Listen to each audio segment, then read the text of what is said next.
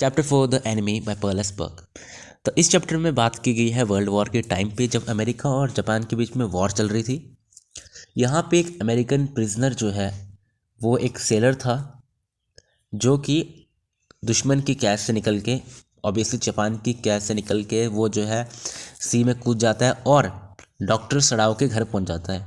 अब डॉक्टर सड़ाओ जब उसको देखते हैं तो बहुत डर जाते हैं उसके बारे में उसको देख के। और फिर वो क्या करते हैं, अब उनके दिमाग में दो चीज़ें चल रही होती हैं कि वो अपने दिमाग की सुने दिल की सुने। अब दो फीलिंग्स यहाँ पे डिस्कस की गई हैं, पहला है ह्यूमैनिटी और दूसरा पेट्रियाटिज्म। क्या वो अपने एक जापानीज होके जो अमेरिकन सोल्जर आया था उसको अपने देश की आर्मी के हवाले कर दें या वो उसे सेव करें एज अ डॉक्टर और ह्यूमैनिटी शो करें। तो सबसे पहले यहाँ पे जो है डॉक्टर, यहाँ पे बहुत सारे कैरेक्टर हैं। सबसे पहला कैरेक्टर है डॉक्टर सड़ाओ होगी, दूसरा उसकी वाइफ है ना, तीसरा वो प्रिजनर जिसका नाम टॉम था जो अमेरिकन था, एक जहाँ पे जनरल टैकिमा आता है, फिर यहाँ पे उसके कुक आते हैं, यूमी आती है और गार्डनर, ये सब हैं। सबसे पहले क्या होता है कि डॉक्टर सड़ाओ होकी के घर की डिस्क्रिप्शन दी है कैसे ये बना हुआ है।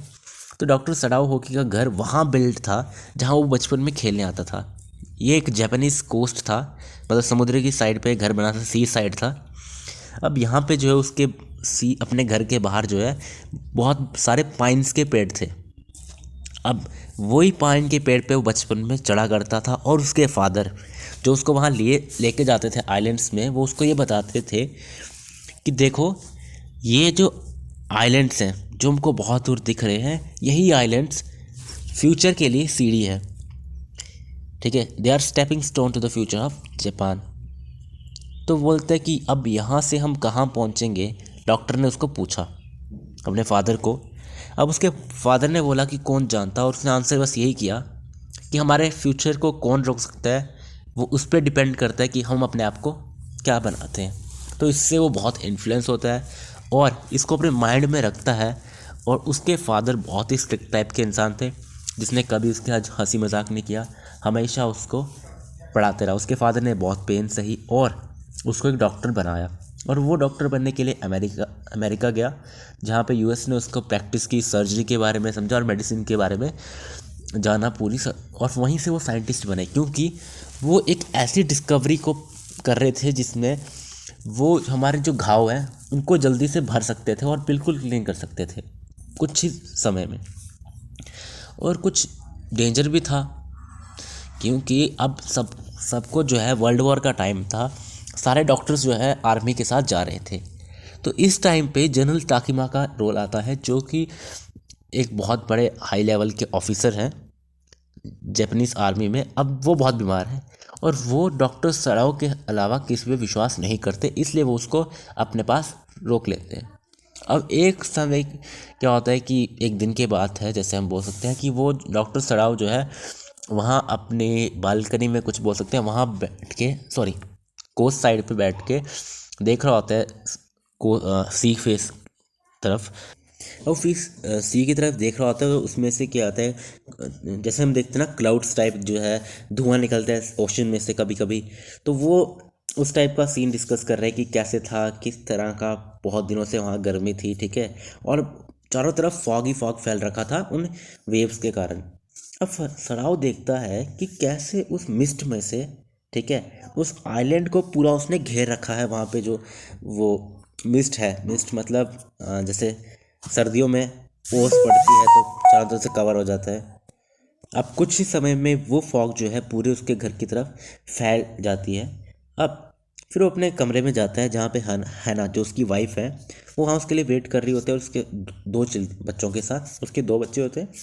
अब इस मोमेंट पे जब डॉक्टर सड़ाओ जो है वो डोर ओपन करते तो डिस्क्रिप्शन देते हैं उसकी वाइफ कैसे दिख रही थी।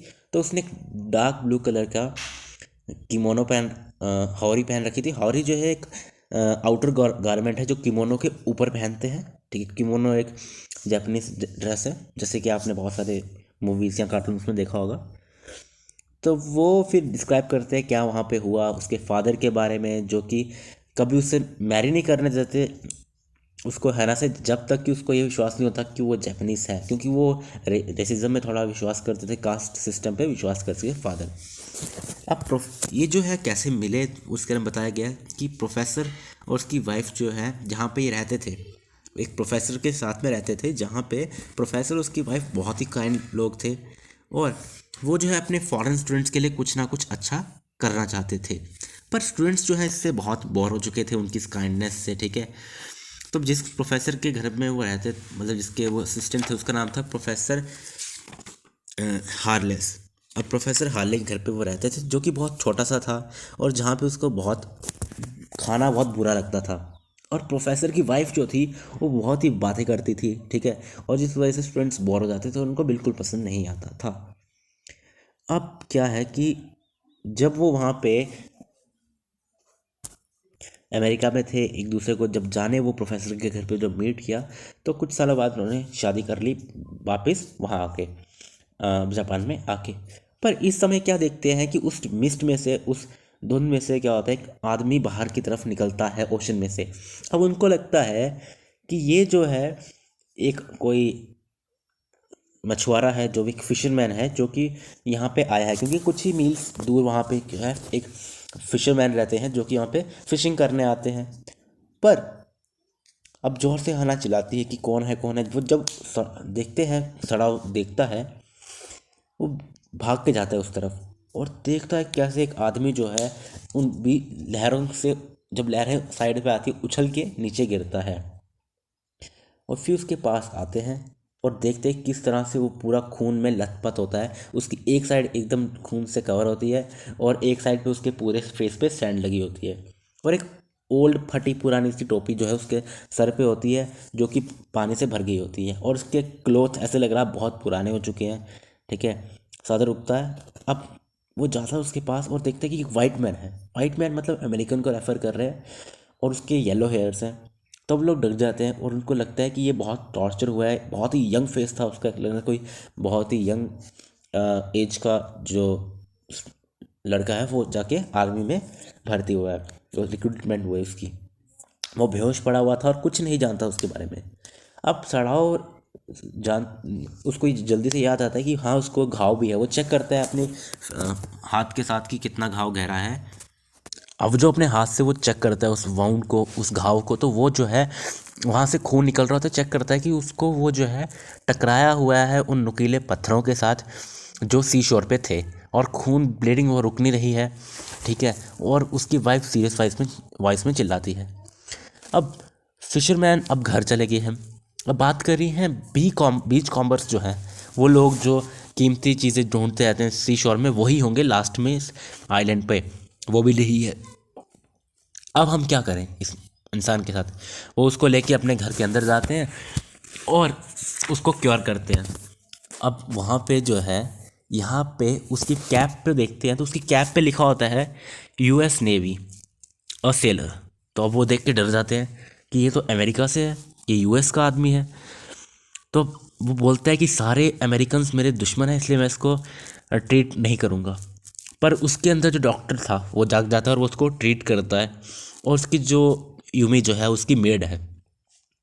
अब उसके सर्वेंट्स जो हैं, जैसे यूमी, ये जो गार्डनर हैं, जो कुक है, ये सब डर जाते हैं, और जब उसको उस आदमी को साफ़ करने के लिए बोलते हैं तो वो नहीं कर पाते, और उसको वो बोलते हैं कि हम इसको नहीं बचाएंगे, ये मेरा दुश्मन है। फिर खाना आके खुद उसकी वाइफ जो है डॉक्टर की, वो उसको क्लीन करती है। और फिर डॉक्टर सैडव जो है ऑपरेशन परफॉर्म करते हैं, और उसकी वाइफ है ना एनेस्थीसिया देती है। एनेस्थीसिया जो बेहोश करने के लिए इंजेक्शन देते हैं, वो देते हैं। अब अब ना ही डॉक्टर सड़ाओ और ना हो इनकी वाइफ चाहती कि वो एक दुश्मन की मदद करें, पर फिर वो उसको ठीक कर देते हैं। फिर उसको अगले दिन वो सोचते हैं कि अब इसके साथ हमको क्या करना चाहिए, बहुत सोचते हैं उसके बारे में। तो लास्ट में उसकी वाइफ उसे बोलती है कि हमें जो है इसको मार देना चाहिए इसका ऑपरेशन करते वक्त। अब डॉक्टर सड़ा बोलते हैं नहीं, मैं ऐसा नहीं करूँगा, तो वो उस पर एग्री नहीं करते। तो उसके बाद जब सर्वेंट्स जो हैं अगले दिन वो घर छोड़ के चले जाते हैं उनका, और फिर जनरल ताकिमा की कॉल आती है और पुलिस उनके घर पे आते हैं, एक पुलिस मैन को भेजते हैं वहाँ से। तो अब वो लोग डर जाते हैं क्योंकि एक पुलिस का आदमी वहाँ आया होता है, इसलिए हैना डर जाती है और अंदर भागती है अपने पति के पास, और वो भी डर जाता है डॉक्टर सडाओ। फिर वो उससे बोलते हैं कि किस तरीके से आपको जो है डॉक्टर ने बुलाया है, सॉरी आपको बुलाया है जनरल ने, जनरल ताकिमा ने। अब जनरल ताकिमा एक बहुत ही रूड किस्म का इंसान होता है जो अपनी पत्नी को सिर्फ मारता रहता है, ठीक है। अब यहाँ पे एक बात जो मिस करती वो ये है, यहाँ पे 2 लाइनें दी हैं। Ignorance of human body is surgeon's cardinal सिन,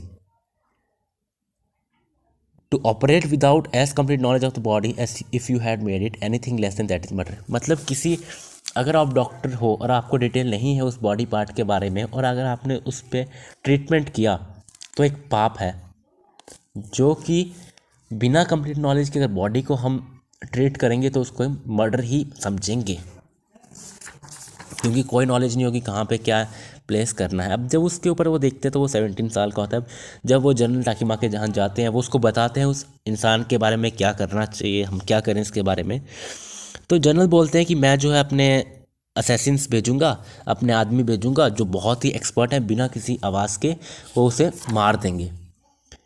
तो वो भी मान जाता है, और 21 डे जो है फरवरी का आता है, प्रिजनर जो है जब वहाँ पहुँचता है 21 डे पे, 21 फरवरी को वहाँ प्रिजनर पहुँचता है उनके घर पे, और वो लेटर लिखने की कोशिश करता है पर नहीं लिख पाता। अब जो उसको बताता है तो वो जनरल ताकिमा अपने आदमी बोलने के लिए भेजता तो है। अब उस रात को वो सो नहीं पाता, और वो सो नहीं पाता क्योंकि घर जाके वो देखता है कि अब तो जो ये जो सोल्जर जो है ये जाग गया है। अब वो रात को इसलिए नहीं सो पाता क्योंकि वहाँ पे जनरल ने जैसे बोला अपने असैसिन्स को भेजेगा, उस दिन तो असैसिन्स नहीं आते पूरी रात, वो जैसे ही एक ब्रांच की बात आती है वो डर जाता है, बोलता है अभी आए। अगले दिन भी ऐसा ही होता है, फिर आवाज़ आती है। अब 2 दिन वेट करता है, अब दूसरे दिन भी असैसिन्स नहीं आते। अब जो है कम से कम फोर्टनाइट कंप्लीट हो जाती है, मतलब 2 हफ्ते निकल जाते हैं, और इसके बाद वो जो है डिसाइड करता है कि अब मैं इसको यहाँ से निकालूंगा। तो वो उस यंग मैन को निकालने के लिए क्या करता है, एक बोट लेता है और उसको अपने सी शोर पर जाके बोट में खाना रख देता है और मेडिसिन रख देता है और उसको भेज देता है वहाँ से, और बोलता है अगर तुम जो है रात को लाइट मत लेना, और तुम वहाँ पे फ़िश मिल जाएगी तुमको खाने के लिए अगर तुम्हारा खाना ख़त्म हो गया, पर तुम उसको पकाना मत, क्योंकि जब वहाँ पे आग जलेगी तो रात को तुमको कोई भी पकड़ सकता है वहाँ पे। हाँ, जैसे ही रात होने वाली होगी उससे पहले तुम एक बार अगर टॉर्च की लाइट मारोगे तो मैं समझूंगा तुम ठीक हो, अगर 2 बार मारोगे तो मतलब तुम मुश्किल में हो या तुम बीमार हो। और उसे बोलता है कि जो कोरिया के लिए बोट होगी तुम सिर्फ उसमें बैठना और तुम यहाँ से देश छोड़ के निकल जाना। अब जब सड़ाओ अगली बार फिर उसको देखने जाते हैं जनरल ताकिमा को, अब देखते कि अब वो बच तो सकते नहीं, क्योंकि उनके गॉल ब्लैडर जो है वो उसमें वो भी डैमेज हो चुका है। अब वो बताते हैं कि किस तरीके से प्रिजनर भाग गया, तो बोलते हैं कि उसने जो है वो भाग गया, और आपने बोला था, आपने प्रॉमिस किया था कि आप जो है उसको मार दोगे। अब वो डॉक्टर्स जब उसको ये क्वेश्चन करते हैं तो जनरल ताकिमा बोलते हैं कि नहीं मैं भूल गया, मेरे को माफ़ करना, पर इसका ये मतलब नहीं है कि मैं केयरलेस हूँ, या तुम ये मत समझना कि मेरे में देशभक्ति की कमी है, या फिर मैं अपनी ड्यूटी से जो है दूर भाग रहा हूँ। अब वो डॉक्टर को देखते रहे और ये समझते रहे कि हाँ ठीक है, मैं आपकी बात मान लेता हूँ, हाँ आप सही कह रहे हैं, और मैं आपकी इस ईगरनेस को कि आप एनिमी के अगेंस्ट थे मैं इसको समझता हूँ, और आप एक बहुत ही अच्छे इंसान हैं। अब साधु जो है हमेशा शाम को वो ढूंढता रहता कि कब जो है वहाँ से लाइट आए, और एक दिन जो है वहाँ से लाइट आना बंद हो जाती, इसका मतलब वो जो है अपने घर पहुँच गया, उसको कोई ना कोई बोट मिल चुकी है। अब उसको याद आती है अपने प्रोफेसर के बारे में, और उसकी वो मोटी सी एक बातूनी वुमेन के बारे में जो उसकी वाइफ थी, और किस तरीके से अपनी लैंड लेडी की याद आती है, जो कि उसको जब वहाँ पे अमेरिका में घर मिलना बहुत मुश्किल था, क्योंकि वो थोड़े प्रेजुडाइज से भरे हुए थे। प्रेजुडाइज मतलब कि एक ऐसी फीलिंग किसी अगेंस्ट, जैसे कि पाकिस्तान के लिए इंडिया में लोगों में होती है, सब में नहीं होती, कुछ में होती है जो कि एकदम कट्टर हिंदुस्तानी, या पाकिस्तानियों में कुछ लोगों में हिंदुस्तान के लिए इस तरीके की फीलिंग अमेरिका और जापानीज़ के बीच में डेवलप हो चुकी थी। पर तब भी उसको ओल्ड वुमेन ने घर दिया। जैसे इंडिया और पाकिस्तान में अभी बहुत सारे लोग ऐसे हैं जो एक दूसरे को रिस्पेक्ट करते हैं, बहुत सारे, मेरे कहने का 99% लोग ऐसे ही हैं, और वो बहुत ग्रेटफुल है उन लोगों को जिसने उनको उसकी मदद की उस जब वो बीमार हुआ हर टाइम। और अब उसको याद आ रही है उस प्रिजनर के बारे में जो एकदम वाइट फेस था जिसका, और बहुत ही उसको रिपल्सिव लग रहा था। अब ये सोचता है कि मैं उसको क्यों नहीं मार पाया। अब यहाँ वो चैप्टर ख़त्म हो जाता है। तो होल चैप्टर जो है ये बेस्ड था पैट्रियोटिज्म के बारे में और ह्यूमैनिटी के बारे में। यहाँ पे डॉक्टर पैट्रियोटिज्म और ह्यूमैनिटी के बीच में ह्यूमैनिटी चूज़ करता है जो कि सबसे ऊपर है हमारे ह्यूमन बिहेवियर में, और यही जो है उसको सबसे अलग बनाती है डॉक्टर सडाओ को। बस इतना ही था इस चैप्टर में।